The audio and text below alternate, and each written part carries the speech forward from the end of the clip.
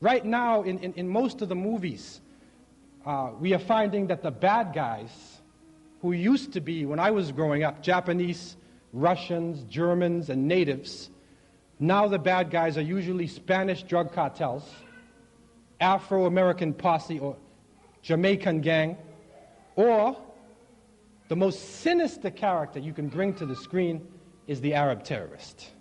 They seize their hostages, and they will not release them until their comrades are released from the prison, and then the Delta Force is in motion. Chuck Norris, Arnold Schwarzenegger, that big guy, Steven Seagal with the little ponytail on his head. All the heroes are in motion to rid the world of the new terrorist.